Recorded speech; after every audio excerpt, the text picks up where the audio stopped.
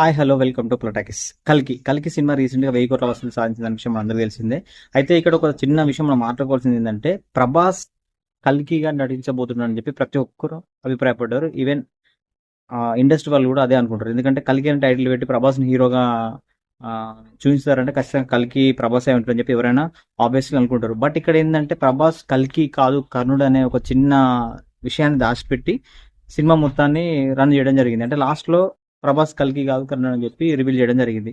ప్రభాస్ కర్ణుడు అయితే కల్కి ఎవరు?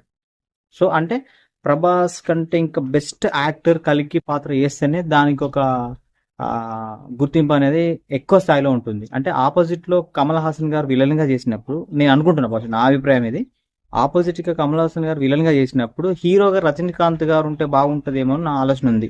నా ఆలోచన వ్యక్తిగత అభిప్రాయం. ఎందుకంటే ఇద్దరు సమవుజ్జులు కాబట్టి, తమిళ ఇండస్ట్రీ నుంచి ఇండియా లెవెల్లో వారిద్దరు గొప్ప నటులు కాబట్టి